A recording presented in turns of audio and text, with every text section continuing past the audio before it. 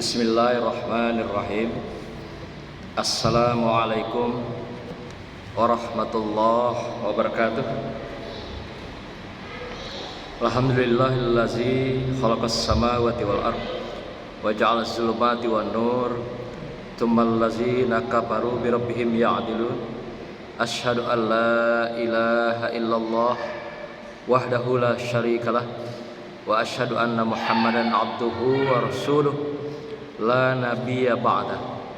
Allahumma shalli wa sallim ala sayyidina Muhammad wa ala alihi wa sahbihi ajma'in. Amma ba'du. Yang saya muliakan para jamaah yang berbahagia, yang saya muliakan para santri, santriyah, para ustadz, ustazah yang hadir pada kesempatan pada taman surganya Allah pada siang hari ini. Hadirin yang berbahagia, kembali kita melakukan tadabbur kita, ngaji Al-Quran kita pada salat zuhur pada siang hari ini, yaitu surah Al-Maidah ayat 97. Sebelumnya Allah mengingatkan kita bahwasanya tentang perburuan bagi orang-orang yang sedang melakukan ihram. Apakah ihramnya melaksanakan haji atau melaksanakan umroh? Jadi Allah telah mengingatkan pada surah Al-Maidah ayat 96 yang lalu, yang dibahas oleh Ustaz kita kemarin, bahwasanya berburu dalam keadaan ihram itu dibolehkan kalau dilaksanakan di laut. Dan kata lain di bahri, bahri itu laut. Nah, tapi diharamkan, dilarang kalau berburunya di bumi atau di daratan. Nah, tentu ini sudah disampaikan kemarin, mengapa di laut itu dibolehkan untuk melakukan perburuan. Ternyata laut itu luas, dan laut itu tidak berjarak dengan laut-laut lainnya. Dia saling bersatu antara laut satu dengan laut yang lain. Jadi dalam data saintik keilmuan, laut kita itu terdiri dari 70% dari daratan bumi yang kita hinap ini atau kita huni ini. Maka itu laut, ikannya gak pernah habis gitu. Jadi apapun yang ada di laut, apakah ikan atau jenis-jenis lain seperti udang, kepiting yang boleh dimakan, itu tersedia di laut yang luas dan bebas. Jadi laut itu tanpa terpisah dia antara laut yang lain. Walaupun ada namanya nanti macam-macam, laut biru, laut hitam, laut merah, tidak masalah. Tapi dia menyatu antara satu dengan yang lain. Nah, tinggal nanti kita melihat kekuasaan Tuhan itu. Dalam ayatnya dikatakan pada bagian tertentu, pada daerah tertentu laut itu terpisah warnanya gitu. Kita melihat misalnya di Laut Atlantik itu ada sebagiannya lautnya warnanya biru, yang sebagian warnanya merah. Ada lagi warnanya hitam, ada lagi warnanya agak kecoklatan. Jadi kayak terpisah jarak warnanya, tapi prinsip airnya tetap bersatu gitu. Nah, ini juga diungkapkan dalam Al-Quran, dan itu sudah ditemukan antara perbedaan warna laut itu. Jadi itu hikmahnya mengapa kalau berburu di laut dalam keadaan ihram itu boleh, silakan.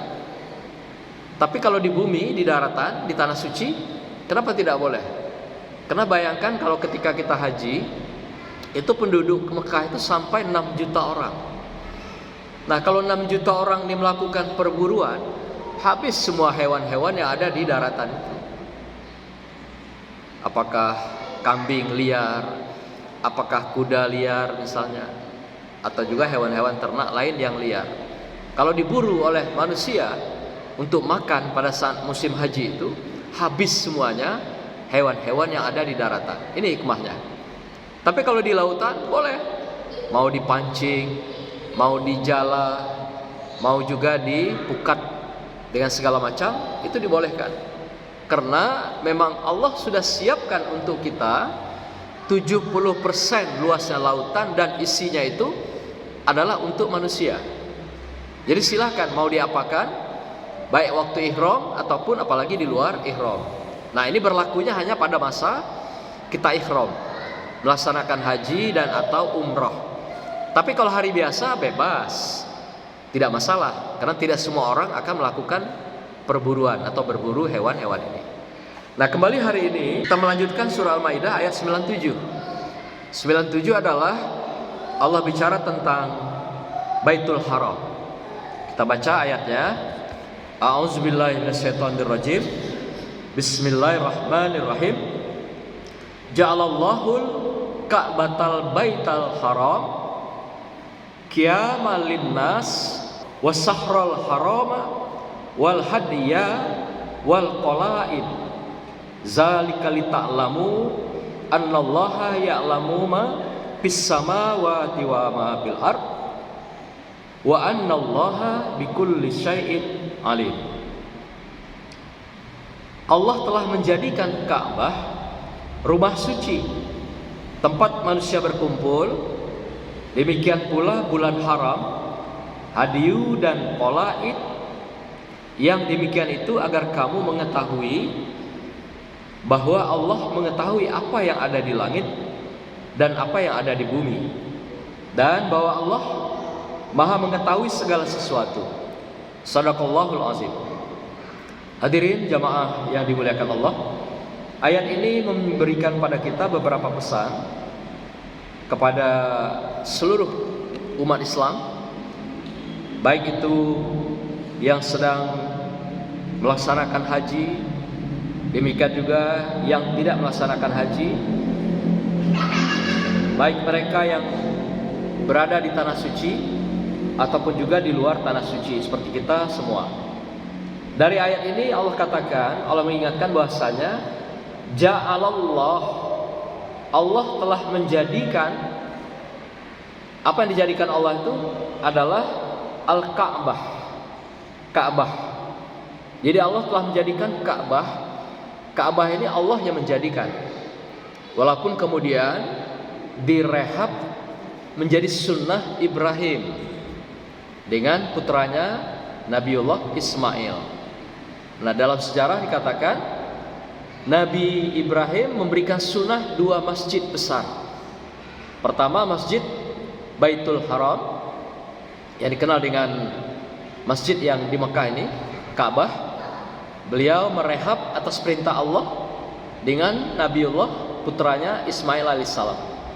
Dan inilah yang menjadi land kita sampai hari ini umat Islam. Kemudian Allah juga perintahkan satu masjid lagi yang dibangun, didirikan, dikembangkan oleh Nabiullah Ibrahim, yang merupakan sunnah Ibrahim, dengan putranya Ishak, yaitu yang kita kenal dengan Al-Quds sekarang, Masjid Al-Aqsa itu. Jadi Masjid Al-Aqsa itu adalah sunnah Ibrahim juga sebenarnya, dengan putranya Nabiullah Ishak alaihissalam. Jadi kalau Nabi Ismail dengan ibundanya Siti Hajar, sedangkan Ishak dengan ibundanya dengan Siti Sarah. Jadi dua-dua ini dibangun oleh Nabi Ibrahim dengan putranya masing-masing. Tapi Yahudi tidak mengakui yang dibangun di Ka'bah itu atau yang di Baitul Haram itu, yang diturunkan melalui Nabi Allah Ismail alaihissalam. Dia sebenarnya mengakui juga yang dibangun ketika keturunan dari Siti Sarah, yaitu Nabi Ishak alaihissalam. Nah, mereka mengakui adanya Al-Quds ini. Maka itu pada masa Umar radhiyallahu an, ketika itu Yerusalem ini, Palestina ini dikuasai oleh seorang yang berketurunan Katolik, yaitu Kristen. Tapi ketika terjadi penaklukan Umar, kemudian dengan pasukan dan jemaahnya datang ke Palestina menaklukkan masjid ini, lalu pimpinan ulama Kristen waktu itu menyerahkan dengan baik-baik Palestina itu, karena mereka tidak mau berperang, tapi dia berpegang dengan amanah yang ada dalam surah Injil atau kitab Injil, mengatakan bahwa satu ketika Yerusalem itu nanti atau Masjid Palestina itu nanti ditaklukkan oleh seorang khalifah, di mana khalifah itu diberikan tandanya, bajunya itu ada tempelan 19 macam atau 19 bekas jahitan, robek kayak bajunya si Umar itu. Nah, ada 19 jahitan. Bayangkan seorang khalifah yang besar, menguasai tanah suci sampai ke Andalusia, tapi dia pakai baju 19 jahitan. Bayangkan betapa dia menunjukkan kesederhanaannya dengan umat Islam dan umat yang lain.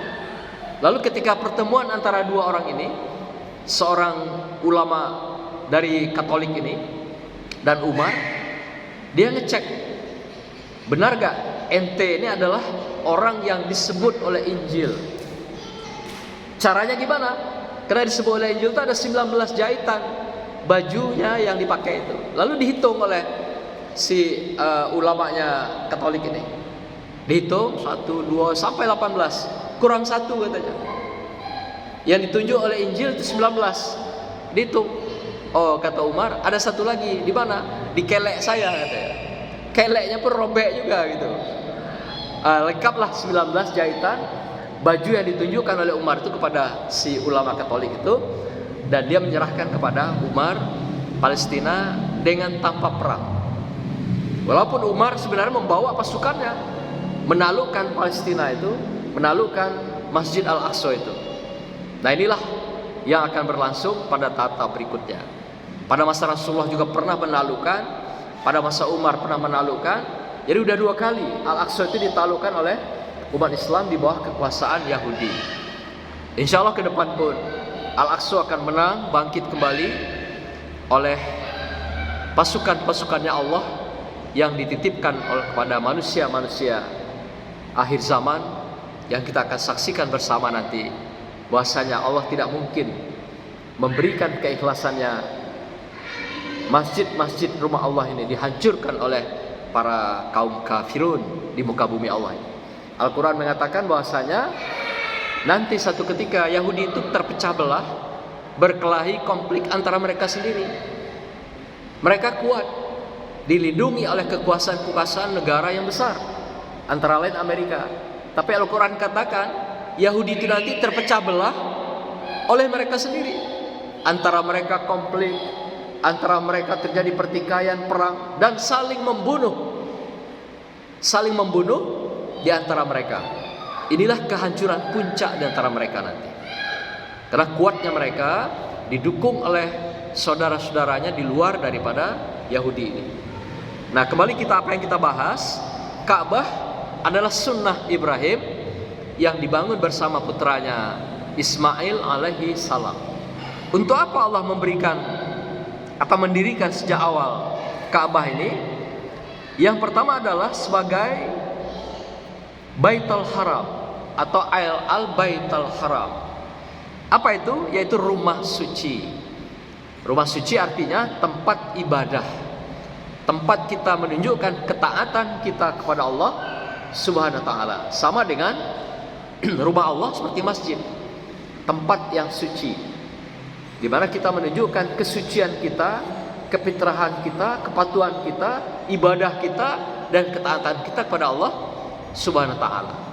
Yang kedua, kata ayat ini, qiyamal linnas, yaitu bagi manusia selain untuk menunjukkan ketaatan dan ibadah kepada Allah, tapi juga adalah qiyamal linnas, untuk ditegakkan selain tadi ibadah-ibadah, tapi juga untuk menegakkan perihal kehidupan kemanusiaan. Apakah budayanya, apakah pendidikannya, apakah peradabannya, apakah ekonominya, semua hal Allah minta sebenarnya manusia yang muslim, mukmin, itu membicarakan semua perihal kehidupannya itu di rumah ibadah Allah atau rumah sucinya Allah itu. Nah, tapi hari ini kan lebih banyak rumah ibadah itu hanya dipakai untuk ibadah, atau rumah Allah itu tempat ibadah. Tapi Allah minta di sini juga bicarakan hal-hal yang menyangkut tentang kemanusiaan, pendidikannya, kesehatannya, kemiskinan. Nah, kita juga aneh kadang-kadang kok ada pihak tertentu melarang rumah Allah bicara ekonomi, bicara politik gitu. Padahal Rasulullah mengatakan, dan juga firman Allah mengatakan, rumah Allah ini untuk membicarakan segala hal tentang kebaikan, tentang kesolehan, tentang kemanusiaan. Maka itu dikatakan qiyamal linnas, selain dia didirikan untuk manusia mendirikan ibadah, sholat, dan ibadah-ibadah kebaikan lainnya, juga membicarakan perihal kemanusiaan yang baik-baik tentunya. Nah, tentu yang baik semuanya dibicarakan di masjid, dan ini perintah Allah.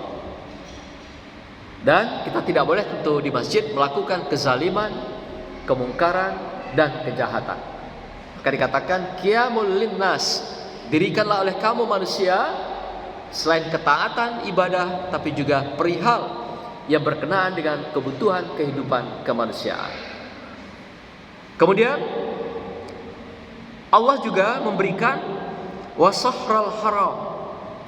Apa yang dimaksudkan sini? Ada bulan-bulan haram yang mana nanti kamu lakukan kebaikan dan juga kesalehan, baik di rumah Allah, di lingkungan Allah, di masyarakat. Apa yang dilarang dengan istilah Allah Sahrul Haram itu, atau bulan-bulan yang diharamkan itu? Haram itu adalah kesucian atau suci. Jadi Sahrul Haram artinya ada bulan-bulan yang disucikan Allah. Artinya pulkan diri kamu bulan-bulan itu beribadah, berbuat kebaikan, berbuat kemanusiaan, berbuat kebudayaan, berbuat peradaban, berbuat pendidikan untuk sesama kamu di antara sesama manusia. Ada 4 bulan kata Allah, ya, dijelaskan dalam Al-Quran dan juga dalam hadis-hadis Rasulullah. Apa di antara bulan itu? Pertama adalah bulan Zulqa'dah, yang kedua adalah bulan Zulhijjah, ketiga bulan Muharram, dan keempat bulan Rajab. Nah, 4 bulan ini tidak boleh berperang, itu diharamkan, itu disucikan oleh Allah SWT. Bulan itu adalah bulan membangun silaturahim, bulan itu adalah bulan membangun ketaatan dan ibadah pada Allah. Bulan itu adalah bulan-bulan kesolehan. Sampai begitunya Allah berikan petunjuk tuntunan dalam kehidupan manusia. Arti kalau tidak boleh berperang, berarti bangun selama 4 bulan itu silaturahim. Apakah sesama manusia seagama, seiman, dan juga bangun toleransi silaturahim dengan yang bukan seiman. Sampai begitu Allah atur. Stop perangnya, stop konfliknya, bangun silaturahim di antara kamu sesama manusia. Jadi diatur, perang pun diatur. Jadi kalau sekarang misalnya perang yang dilakukan Israel dengan Palestina, dengan kelompok Gaza, sudah tidak lagi ada aturan gitu. Inilah cara Yahudi hidup di muka bumi ini, mengacau kehidupan, mengacau peradaban, dan mengacau kemanusiaan.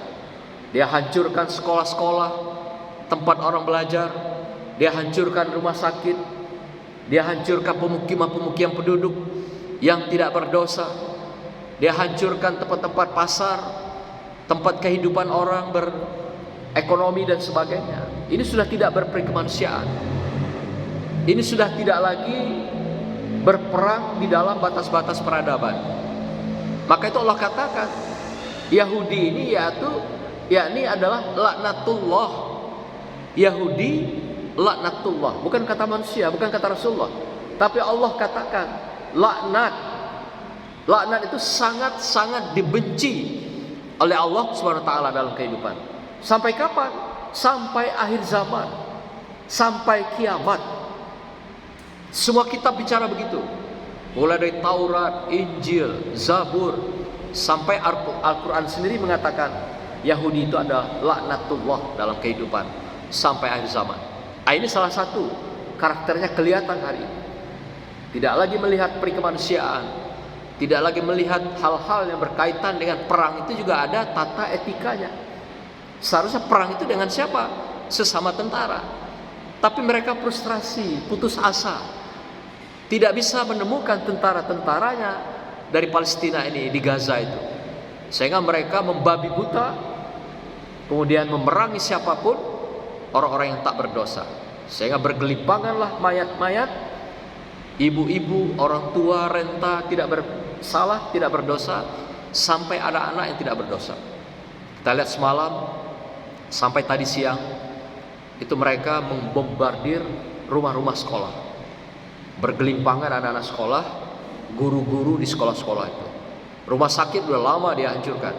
Bahkan rumah sakit Indonesia pun di sana sekarang tidak berfungsi karena lampunya mati, sehingga lampu pun hanya pakai penerangan darurat yang tidak lagi bisa digunakan melalui aliran listrik. Padam semua, gelap gulita.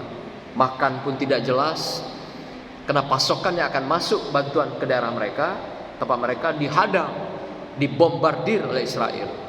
Sudah dihadang, dibom lagi, ditembaki, dihancurkan semua bantuan-bantuan itu.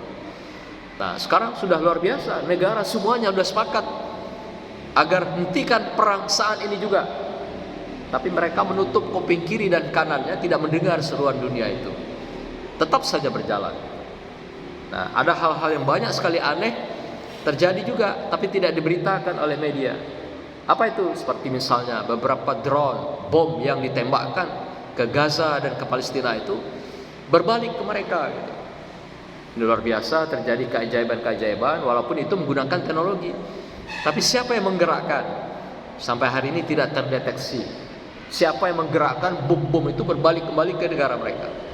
Aneh lagi tadi berita yang saya ikuti, itu mereka dengan tank-tanknya, kendaraan-kendaraan perangnya itu main bola kaki dengan kendaraan. Kan sudah stres kerjaan begitu. Kendaraan mereka itu main bola kaki gitu. Akhirnya apa terjadi? Tabrakan-tabrakan di antara mereka di lapangan itu, kayak orang stres. Ini tentu saja siapa?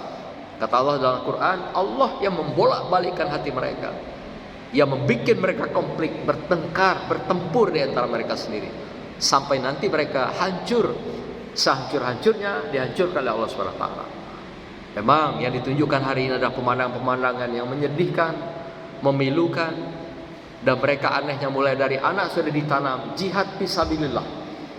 Dan setiap saat mereka berada dalam uduk, andai pun mengalami kematian, insya Allah jihad fisabilillah di hadapan Allah Subhanahu wa ta'ala. Tidak makan mereka tahan, tapi yang penting mereka tetap ibadah. Dari anak-anak mereka ditanamkan sampai pada orang-orang dewasa. Kita hanya bisa berdoa. Tentu saja kalau ada yang bisa kita bantu dalam bentuk uluran tangan kita yang hari ini bergerak semua lapisan masyarakat dunia, bukan saja kita di Indonesia. Insya Allah semua kita dengan doa-doa yang kita sampaikan, doa-doa setiap hari di malam hari, mudah-mudahan diijabah Allah SWT. Saudara, yang berikutnya dikatakan, selain bulan-bulan itu tidak boleh dikotori di Ka'bah, rumah-rumah ibadah antar kemanusiaan 4 bulan tadi. Tapi juga Allah memberikan jalan yang lain. Apa yang kamu harus lakukan di dalam rumah Allah ini atau masjid Allah ini, yaitu wal hadiyah dan wal qolaid. Apa itu? Wal hadiyah adalah kita dihimbau oleh Allah di rumah-rumah suci Allah ini, wabil sus Baitul Haram ini adalah melakukan korban, ibadah korban. Jadi menyembelih hewan korban di hari-hari apa itu? Hari-hari raya Idul Adha atau juga hari raya Idul Fitri. Pada hari raya kurban atau juga pada masa-masa haji itu. Bayangkan kalau 6 juta orang, seekor kambing, 6 juta kambing dikorbankan, semua akan menikmati daging-daging itu. Bahkan kalau di tanah suci itu, daging-daging itu diekspor keluar. Di tanah-tanah negeri yang miskin, yang papa, dikirimkan daging-daging yang sudah dibekukan dengan es. Kambing, unta, sapi, dan sebagainya yang sudah disembelih. Karena saking tidak sanggup lagi jemaah haji makan daging gitu. Saking banyaknya, baik kalau satu orang satu. Nah, kalau 6 juta orang, kalau kemarin sekitar dibatasi 2 juta karena masa Covid kemarin. Itu sekitar 2 juta orang lebih. Nah, 2 juta ekor pun itu pun kebanyakan. Itu tetap dikirim ke negara-negara miskin tetangganya, karena orang Arab sendiri udah tiap hari makan daging gitu. Makan daging nggak kayak kita, makannya sepotong untuk sekali makan. Dia satu nampan, Pak. Potong seekor kambing, masak, makan sama-sama 1 ekor kambing. Kalau kita satu potong kadang-kadang bertiga gitu ya, atau untuk satu keluarga. Nah, gitulah nikmat yang luar biasa diberikan pada mereka ini. Jadi ada namanya wal hadiyah. Wal hadiyah itu adalah hewan korban yang dikorbankan. Kita dihimbau, diminta pada hari-hari tertentu, yaitu tadi pada hari raya Idul Adha ataupun Idul Fitri, kita diutamakan Idul Adha yang korban itu setiap tahun. Nah, juga kita pada masa Idul Fitri melakukan juga pemotongan hewan, tapi bukan korban namanya. Nah, kedua apalagi diminta Allah, wal qalaid. Wal qalaid itu apa? Sebenarnya korban juga, tapi hewan-hewannya itu sudah ditandai, dikalungin. Jadi kalau orang-orang Arab itu sudah sekitar jauh-jauh harinya, 2 atau 3 bulan sebelum haji, mereka kasih kalung itu onta atau juga hewan-hewan yang akan dipotong. Jadi dikasih kalung. Kalau kita ada kerbau itu ada yang bunyi-bunyi itu. Nah, kalau dia dikasih kalung, ditandai bahwa kalung itu bukti bahwa hewan itu akan dikorbankan. Maka itu orang nggak mau ganggu lagi, nggak mau beli jual beli, tidak mau mencuri, dan hewan itu aman. Jadi kalau ditaruh di peternakan dan sudah tandai kalung itu hewan-hewan korban yang sudah diinden, dipesan oleh ahli kurbannya akan dikorbankan pada hari-hari tertentu atau pada hari raya haji itu. Nah, kalau tadi secara umum saja, seperti haji misalnya, kita beli hewan, kita serahkan kepada tempat pemotongan, selesai. Nah, kalau di sini dikatakan ada istilahnya wal qalaid, itu hewan yang memang dipesan khusus, diinden, tapi sudah beberapa waktu sebelumnya oleh orang-orang Arab ini ditandai dengan kalung biasa gitu untuk dikorbankan. Prinsipnya sama, dua-duanya adalah hewan korban yang akan dikorbankan pada masa-masa atau pada hari-hari korban yang sudah lazim berlaku setiap tahun. Nah, Bapak Ibu sekalian, akhir daripada ayat ini Allah katakan, di mana lebih tegas penutup ayat sebagai simpulnya, Allah katakan dalam ayat ini, zalika lita'lamu annallaha ya'lamu ma fis samawati wa ma fil ardh. Bahwasanya kata Allah bahwa Allah mengetahui apa yang ada di langit dan apa yang ada di bumi. Artinya apa yang kita lakukan dengan kebaikan, kesolehan, kejahatan, kemungkaran, Allah tahu semuanya. Baik yang di langit kata Allah, yang tidak terlihat oleh mata kita, apapun yang ada di bumi yang kita lakukan atau dilakukan oleh semua manusia. Nah, kemudian di akhir ayat ini ditutup oleh Allah SWT pada kita semua, yaitu wa annallaha bikulli syai'in alim. Kata Allah, Allah Maha mengetahui segala sesuatu, apapun yang kamu lakukan dan apapun yang kamu kerjakan. Apakah dengan ikhlas, apakah dengan terpaksa, apakah dengan sukarela, semua Allah tahu. Maka itu amal ibadah, ketaatan kita kepada Allah dan juga sebagai wujud pengabdian kita kepada sesama manusia, Allah tahu. Ikhlaskah kita atau setengah hati, atau karena minta dipuji, ya, ngasih uluran tangan, dipoto, direkam, di-share kemana-mana. Apalagi era media sosial hari ini, Allah tahu itu. Dan yang sampai kepada Allah, pengorbananmu itu adalah yang ikhlas. Inilah yang dicatat sebagai amal soleh kepada atau di hadapan Allah SWT. Yang lainnya gimana? Diterima juga, tapi macam-macam namanya. Ada nanti hanya sebagai hadiah, ada sebagai pemberian, ada sebagai hanya amal-amal soleh yang tentu tidak dihitung di sisi Allah SWT. Maka itu sekecil apapun ibadah kita, sedekah kita, amaliyah kita, sekalipun dengan doa dan zikir, kalau itu ikhlas, justru itu lebih bermakna di hadapan Allah SWT.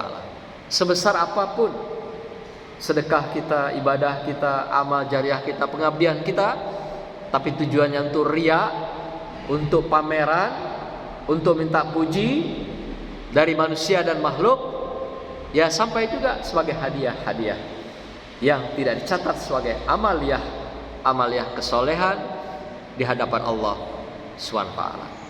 Demikianlah Bapak Ibu sekalian, Bapak Ibu yang berbahagia, anak-anakku sekalian berbahagia, semoga kita tetap berada di dalam istiqomah, di dalam pengabdian, ibadah, dan juga di dalam ketaatan kepada Allah SWT sampai berakhirnya hidup kita, insyaallah menuju husnul khotimah.